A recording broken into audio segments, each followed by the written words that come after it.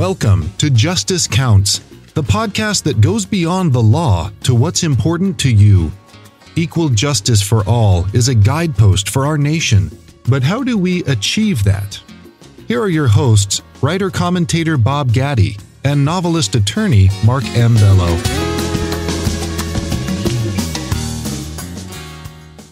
Hey, welcome to Justice Counts. I'm your co-host, Bob Gatty, along with my fellow co-host, social justice attorney and author Mark M. Bello. David E. Feldman has confronted so many serious health problems in his life that it's a wonder he's still standing. He's faced drug addiction, depression, spinal problems that nearly led to paralysis, 2 hip replacements, intestinal resection with colostomy, and cancer.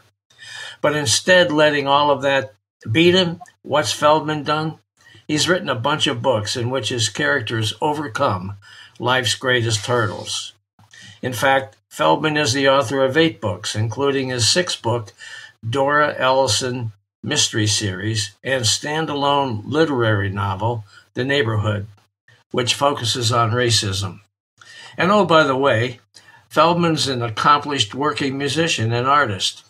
He's an award-winning filmmaker, too, and his play Love Lives On was a winner of the Artists in Partnership Inaugural Playwriting Contest. He's been the owner of eFace Media, eFace, that's EFACE.com, since 1989, which provides web design, videography, brand development, and digital services, among others. David, welcome to Justice Counts. Great to be here, Bob. Thanks for having me. Absolutely. Wow, David. Welcome. That's quite a story. Hey, Bob, we Jewish boys take a licking and keep on ticking. I want you to know that. David, you faced all these health concerns, some very serious ones, and yet during all of it, you were able to produce a significant amount of creative work and run a company at the same time. How did you manage all that? eFace Media basically runs itself. I've been running this company for 35 years, and to the degree that I still have it, by the way, it's it's just one F, EFACE.com.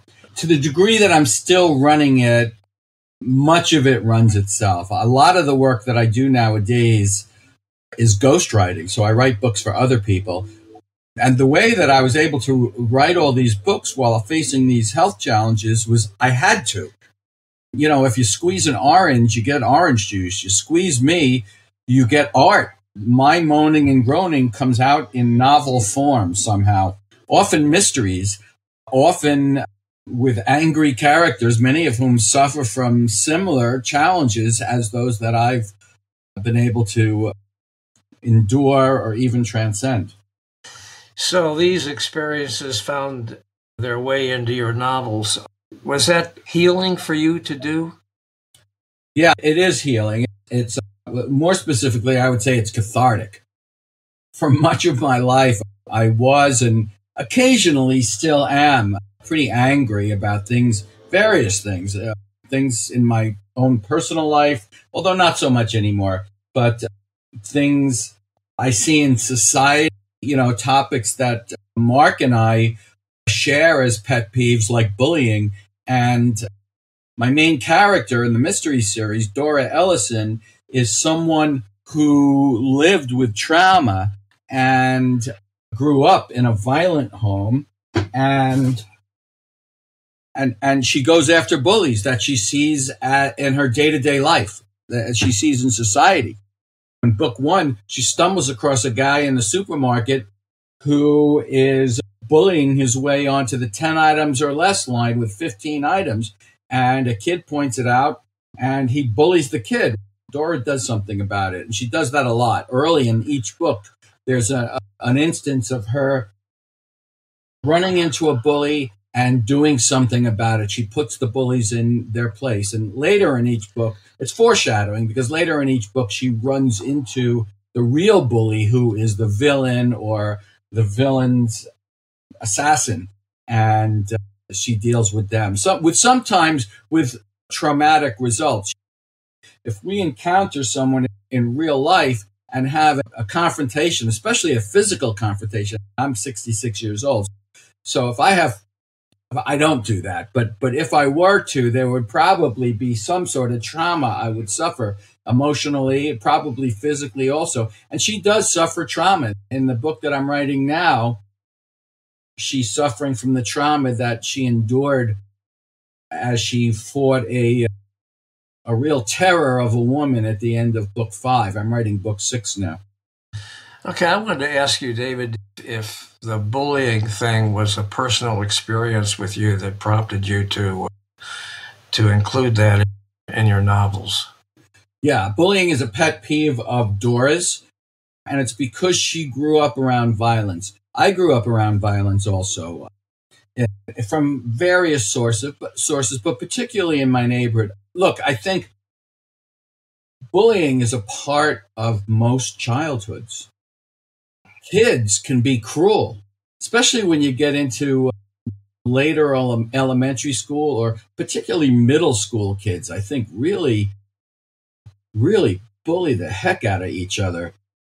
And I think particularly when a young person is different, I didn't endure it to the degree that some do. I wasn't so different. I fit in relatively well, and I got along okay with my fellow students. But I did face some bullying, and there were some violent kids who I suspect grew up in violent homes, and I was on the receiving end of some of their stuff.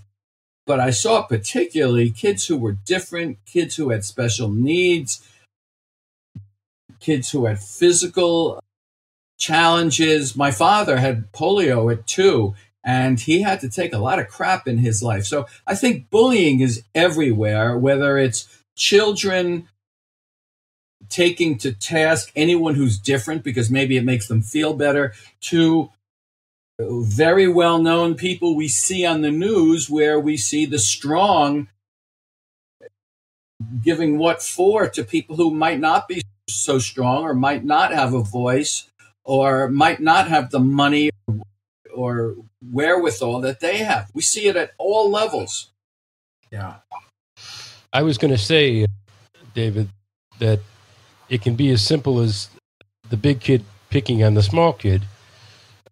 What prompted me to write Happy Jack, even though it's a book about a biracial kid, was my own experiences as a child, moving from a Jewish community to a non-Jewish community and finding out for the first time that there are a lot of people who don't like Jewish people. I switch gears in the book, but it is based on a personal experience of being, A, the smallest guy in the class, and B, my first experience with anti-Semitism. Yeah. But your books touch on a lot of...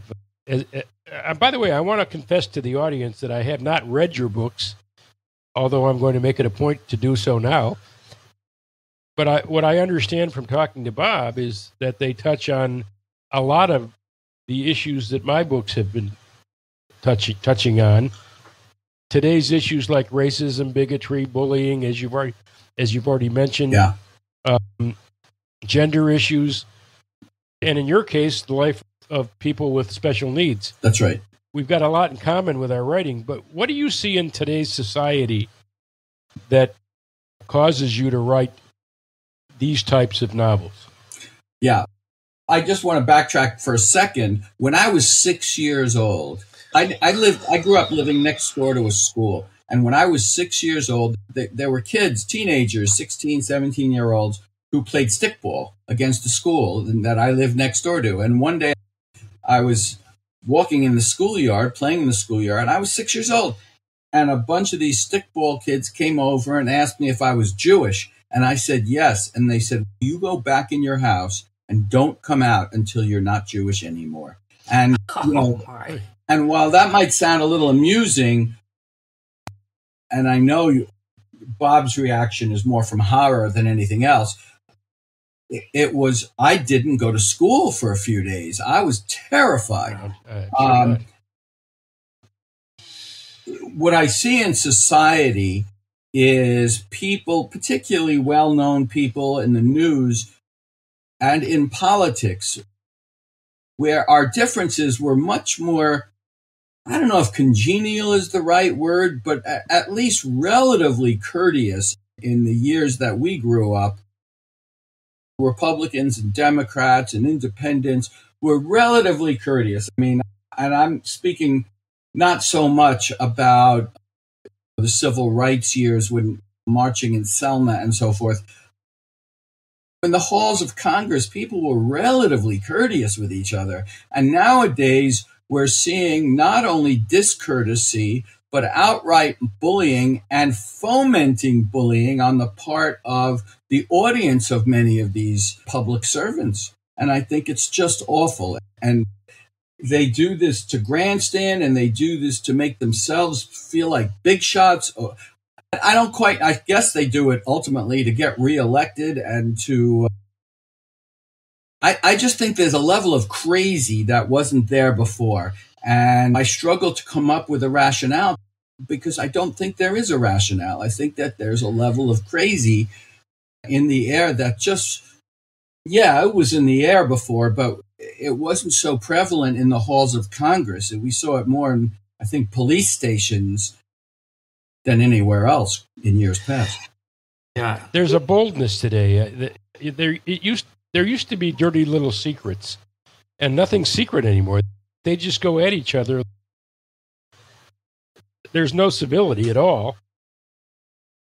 By the way, thank you for scheduling this at 2:00 today, so I don't have to watch this stuff on TV that's going on while we're talking. We're taping this on the day that. Well, Mark is mentioning that today is the day that the bullier in chief, the ultimate bully, the bullier in chief is having to turn himself in to law enforcement officials in New York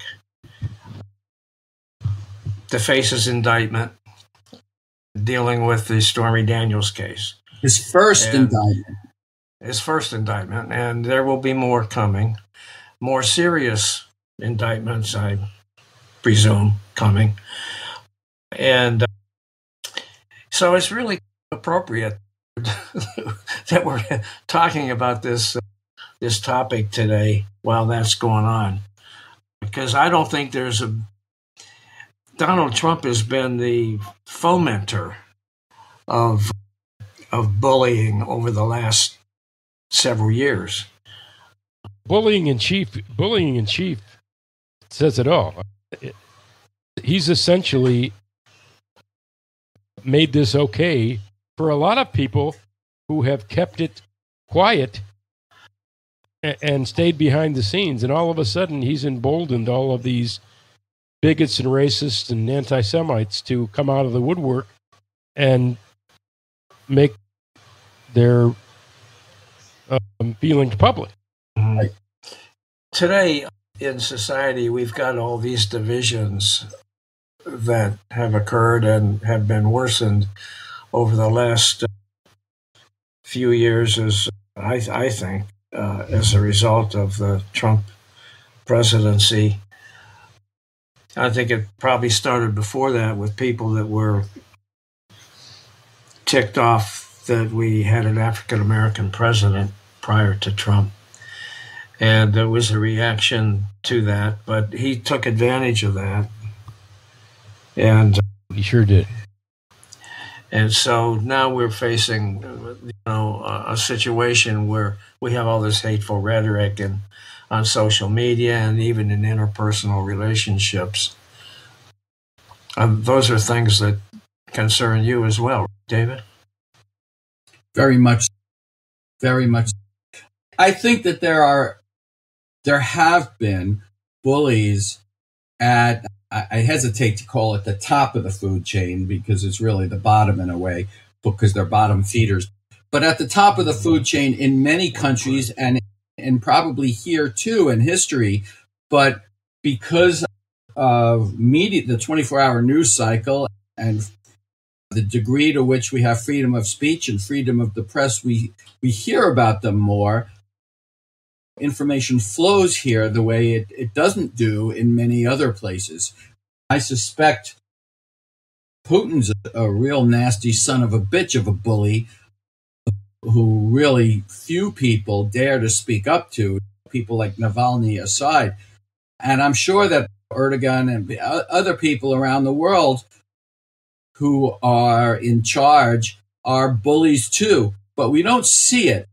And few have utilized the communications tools the way Trump has. Trump has turned this into his trumpet to a great extent. And in ways that I'm still surprised that people listen to. When you make fun of people with special needs and you talk about grabbing women by their private parts, I would have thought that it would turn most people off. And I'm sure it has turned a lot of people off. But there are other people, not just people on the fringes, but people who are more mainstream, who are tolerant of this stuff and who see a ladder that they can climb. And it's just beyond my understanding. David, do you have any particular insight or background in what makes a bully tick? What I don't understand about this guy is, aside from the fact that he won't go away, is why does he feel that the need to behave? So I'll give you my 2 cents. I don't have any official particular insight that comes from a degree, but I do a lot of ghostwriting. And one of the ghostwriting projects I had was about a year and a half ago. I was hired by 2 psychologists on Long Island to write a book about narcissism. And I did. I wrote this book about narcissism for these folks. And what I learned, and what they agreed completely with, is that Trump is a textbook narcissist. No question. And what I learned that I was not aware of is that a narcissist and a sociopath are essentially the same thing. I didn't know that.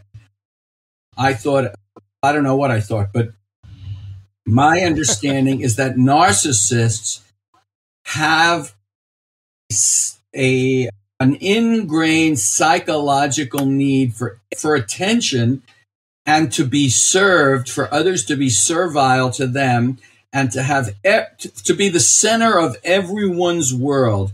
And when things don't go right, they're the victim. Even if they're going wrong in South Dakota, somehow they're the victim and they are being wronged. And that's what I think. Look, I have no degrees for this stuff, but I did a lot of research around it.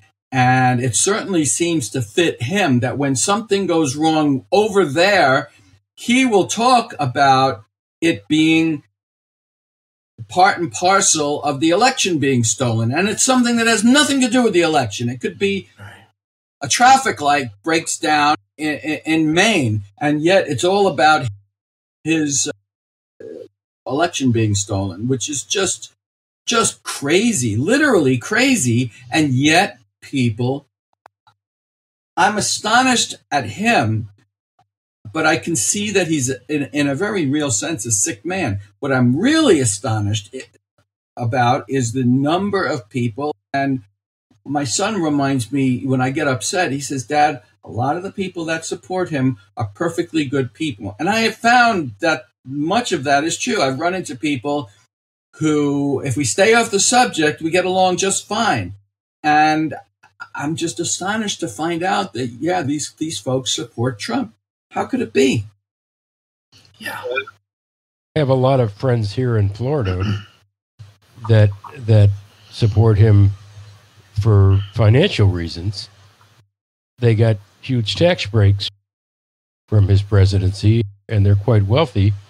But to me, whether or not you have a financial benefit from a guy like that, there's a social responsibility issue where no matter what benefit I derive, and I'm certainly not wealthy, but what benefit I derive from a guy like that is completely outweighed by the crap that you get along Well, with it. Do you think that social media plays a part in this? You didn't have that in the old days. So hang on. Just back up a second. One of the things so my wife and I have the same politics, and we talk about this. In fact, I have to tell her, calm down. I want to have a nice dinner. Frequently, I say that because I do. I want to relax and I want to enjoy the love of my life. But one of the things that astonishes me is that, let's say, okay, apart from the people who are wealthy and might derive some benefit in their wallet, we have a lot of people who are voting against their own wallets and their own well-being and their own medical care and their own livelihoods and their own safety and security by being supportive of him. We have people who are working class people and it's because they believe the things that come out of his mouth, which are crazy, but they don't take any account of his actions. So, which I think is pure nuts. So going back to what you just asked, in my opinion, so social media is part of what I do for a living. I have folks, one of whom is a wounded vet. I do monthly work for. I handle her Twitter account and Facebook account.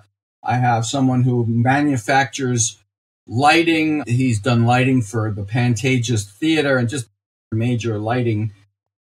He's actually done work for Trump Tower. So social media is part of what I do for a living. And I believe that social media is a tool. There's plenty of good stuff social media is like the telephone. It's the TV. It's like movies. There's good movies. I'm a big fan of Jimmy Stewart. Wonderful movies. It's a Wonderful Life. The movie about him going to Washington. There's all kinds of good stuff that can happen. But if the tool is used for ill and it's used to hurt people, absolutely, social media is part of the problem when it's used to spread BS and hurtful speech. Are you optimistic, or do you think we have a long, dark road ahead of us? I don't think anything is entirely black or white, but I do think that to some degree, I think it'll be very interesting, given what's happening now, to see certainly some people are going to support him in spite of, and perhaps because of his legal troubles. He's using that as, look at what they're doing to me. But I think there's a lot of people out there, as evidenced by the last election, and we're between presidential elections now. So it's always a down period for the sitting president in between presidential elections. But I do think that I am encouraged. I think that many people will not support him. Some will, many won't. Whether DeSantis is going to fill that gap, or whether Trump is going to run as a Republican, and if so, who would run as a Democrat? Biden says he's going to run again, and what's going to happen with that? What'll happen with his health? I wish I could predict the future. I'd be a lot richer. Yesterday, I was in my car, and I was behind a guy in this old, rusty, beat-up looking vehicle of some sort. And yeah, he had a bunch of bumper stickers on the back. And two of them were pro-Trump, Keep America Great Again, or whatever the hell his slogan these days is. Another one was F Biden, only it was more than just the F. And it struck me, here's someone, now I don't know who this person was in the car, and I don't know what their economic background or situation is, except for the fact that they were driving this rattle trap of a rusty old car. And it strikes me, you see this all the time with these people who don't have two nickels to rub against each other, and they're supporting this guy, and not only him, but they're supporting the very party that is taking away their benefits or trying to take away their benefits. It makes no freaking sense. I think psychologically, in a way, it makes sense, because if you look at the bully in the schoolyard, the toughest. A lot of times the bully appears to be the toughest guy, but might not be if once he's confronted. But in any case, or she, by the way, teenage girls are some of the cruelest people I've ever heard of. My wife and I frequently look at each other and say, oh boy, are we glad we have boys. And we do. We have 2 sons who are men now, and they're gentlemen. But if you look at the bully in the schoolyard, frequently the bully will say, come on, guys, look at this piece of garbage, look at this, blah, blah, blah, blah. And they will rabble rouse, and people like to be angry at something else. People like to blame. It's comfortable to blame. I'd rather blame others, not so much I think it's a psychological comfort to blame others rather than feel our own pain or our own feeling distraught. And I think Trump utilizes that. And I think it's part and parcel of who he is. But I want to ask you guys a question. A few days ago, Trump, you can say he predicted, but I would use a different word. He said, there's going to be, and I'm paraphrasing, I don't remember exactly what he said, but he said there's going to be violence in the streets. Now, one form of our free speech that is not protected is incitement to violence. Is that not incitement? I don't think he's predicting. I think he's saying I think that when he says there's going to be violence, I think that's a call to action. And I think it's just what he did. Maybe it doesn't quite sink to the low level of what he did with January 6th last year, or 2 years ago, but it's very similar. And I think it's inciting violence, and I think it's against the law. Now, we'll have more on this when we come back after this quick break.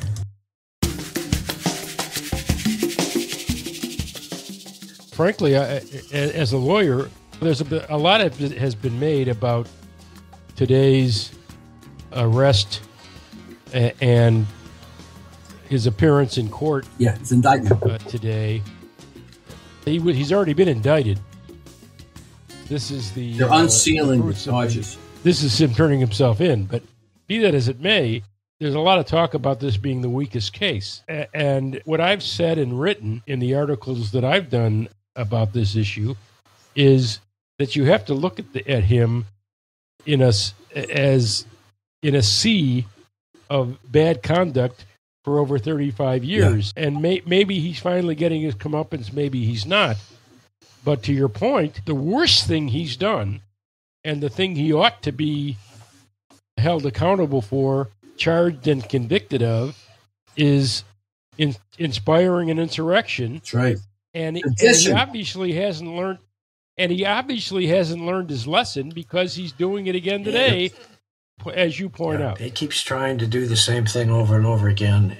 And both of those things are, to me, his biggest criminal act. Aside from his racism, and years ago, he tried to deny black people the right to rent apartments that he owned and stuff like that. He's done bad things all his life. Yep.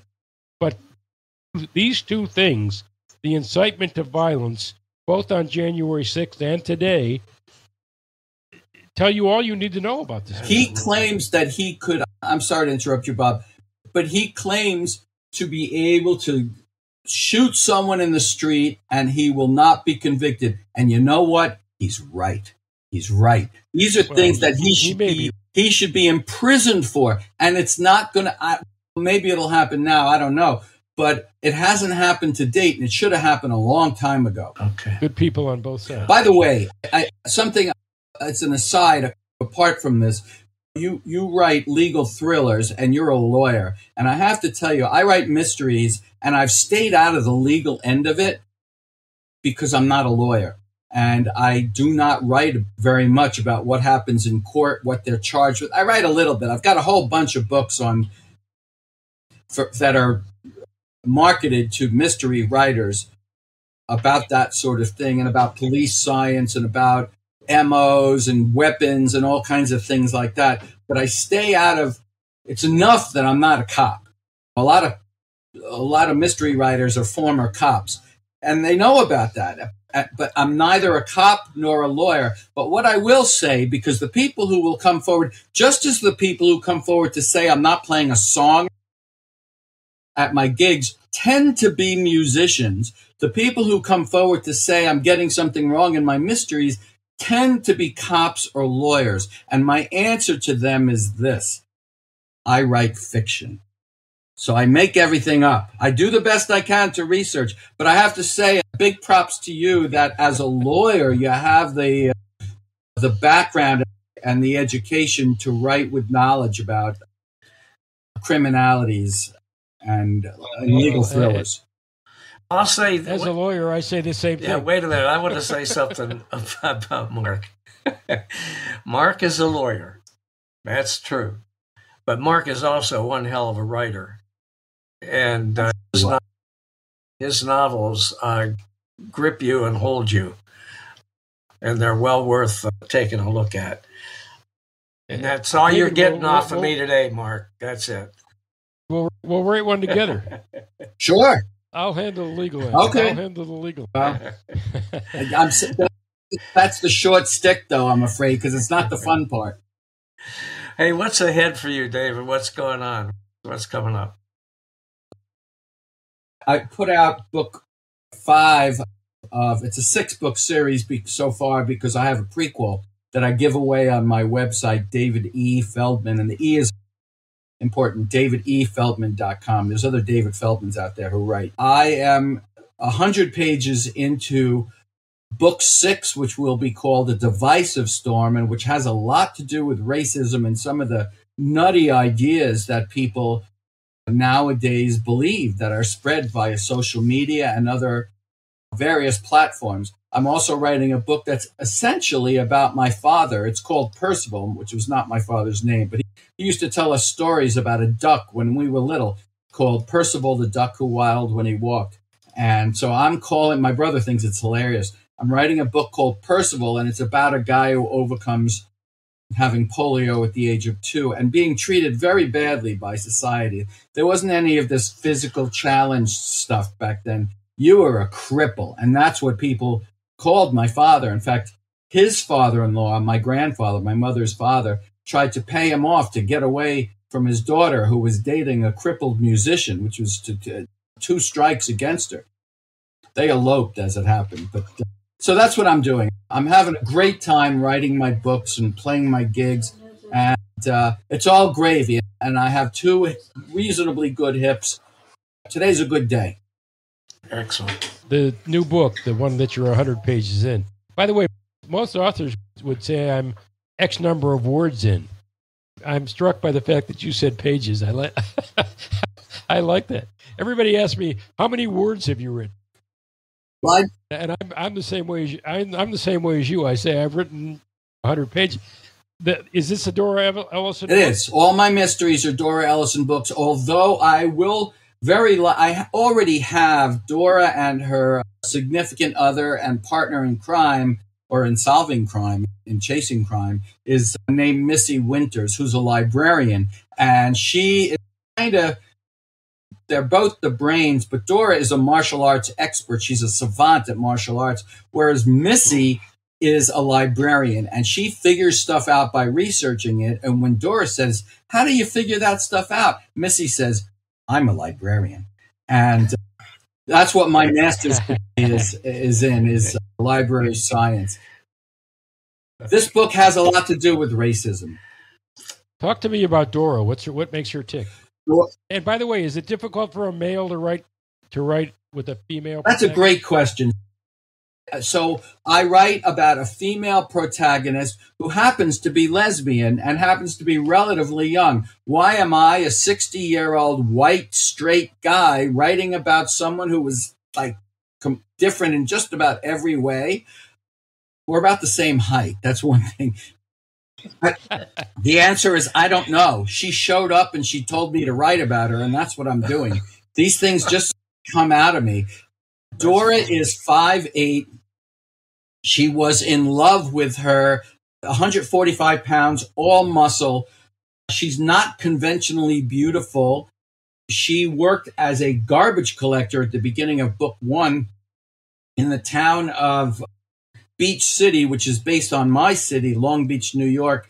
And her significant other was a police detective, or a police lieutenant, named Francesca Hart, who was getting calls from a disguised caller saying, you've got to investigate this murder that wasn't a murder.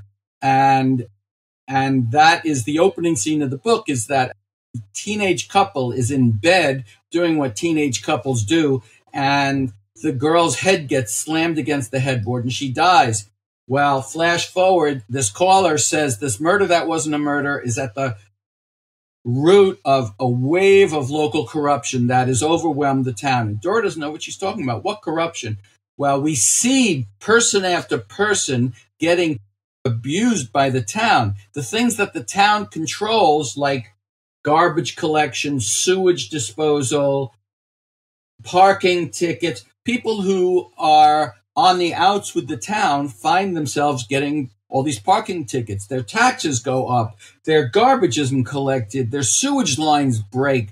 And if they speak up about it, someone comes to visit them.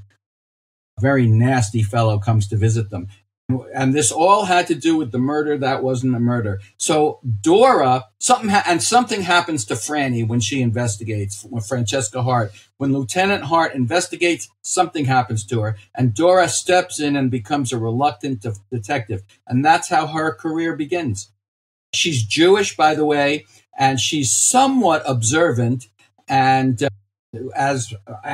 I married a girl who is somewhat observant, and we do prayers on Friday night. It's lovely. We have these traditions in my home now. We're going to be doing Passover tomorrow here, and Dora does that sort of stuff. And I also have a spiritual connection, which had a lot to do with me getting clean and sober almost 30 years ago. And so I have a spirituality that's woven into my books. Missy, her new love, is a Buddhist, and they talk about those things here and there.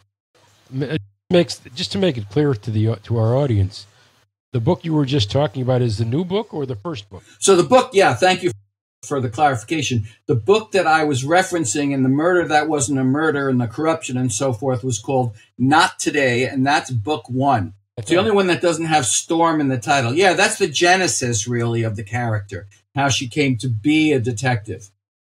Okay. Where can people find your books, David? So my books are all now in Kindle Unlimited, and they can all be found on Amazon, Amazon.com. I'm David E. Feldman, and you can find links to all of them on my website, davidefeldman.com. And folks who join my newsletter, I've got about 1,600 people in my newsletter, will get a free prequel, and I answer all my emails directly, and I send people pictures of my dog and all kinds of things that I think are interesting. And I ask them to send me pictures of their dogs, and I get to know my folks. That's great. Well, you're going to get a new member the minute we sign up. Please do.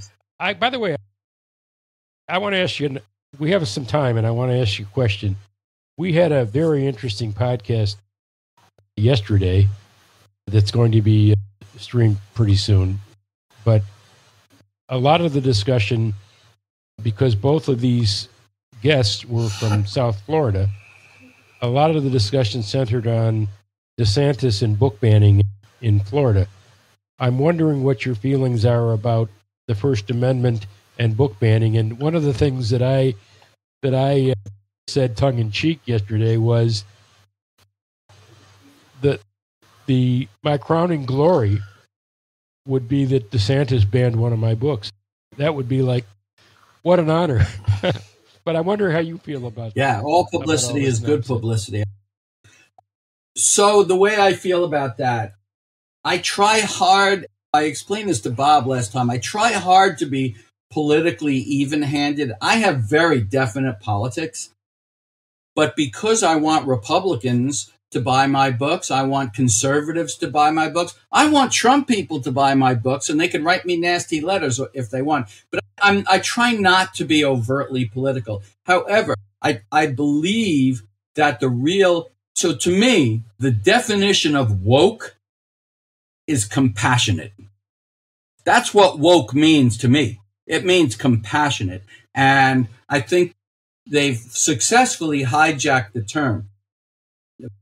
from its origins. And I think there were some snooty people who called themselves woke and acted like they were better than other people. But in any case, my politics come as FDR's did, and as, say, Pete Seeger's did, and John Steinbeck's did, although his might have been a little different, from caring about people who are less fortunate. My politics come from caring about people who are less fortunate than I am, okay? And that means people who have less money, not that people who are different colors are less fortunate, but people who might not have access to the goods and services and communication of society. Now, to answer your question more directly, in general, I'm dead against book banning. The two authors who most influenced me are John Steinbeck and, stylistically, strangely, Ray Bradbury, who, of course, wrote Fahrenheit 451, and whose beautiful, wonderful lyrical style of writing I fell in love with when I loved sci-fi as a kid. So I'm against book banning. Now, that said, I do believe I'm the parent of two young men who were just fabulous men. I do believe that it's up to the parent to decide what our kids read. Now, if I don't want my child reading, I don't know what, Lolita or something, it's my job as a parent to do something about that. Now, what books belong in a classroom, or in a way, the statue of David, Michelangelo's David, is a brilliant, beautiful statue of the human form. That said, I do understand if I have a child in second grade, I do understand whether I would care much if my children were to see that statue. No, I think it's fine. But also, I grew up in a time when I went to locker rooms at the public pool with my father, and all the men were naked and they were just walking around. Which where I live in the Schwitz, that's right. Schwitz. Where I live now in New York, in Long Beach, New York, they made rules about that because parents complained about it. I get all that. I get that parents have these concerns, and it has to do with fears about their children. So I'm against book banning, but I do understand parents' inclinations to want to protect their children. Now, how that shakes out in terms of laws and policies and statewide banning of literature or art, I don't know. That's above my pay grade, but I think it's a very slippery slope once we start banning literature and art in general. Isn't it one thing for a parent to say, I don't want you to read this book, and another thing for a parent to go to a school and say, I don't want this book in this library for anyone to read? Isn't that different? I think it's different. I do understand if you're going to the school and saying, my child is in second grade, I'd like you to refrain from bringing this into the second grade classroom. To say, I don't want it, listen, this has gone beyond saying I don't want it to be in the school library. Okay. Now, I don't want it to be anywhere in the state, in any library. That's crazy. And I go further. What happens when when the lawmaker has a transgender child who grows up knowing that he or she isn't you can say what you want about them. You don't live in their skin. What happens when their child, as this happened to Dick Cheney, his daughter grew up, and correct me if I'm wrong, I'm pretty sure that she's gay, that Liz Cheney, or maybe it was a different daughter. And I'm getting into territory where I don't know. One of his daughters is okay. Where a politician makes certain pronouncements that fly in the face of their own child's well-being. Let me put it that way. Yeah, all right. Okay. Bob, it's not the parent. A parent can do whatever a parent wants. It's the obligation and job of the government to follow the law.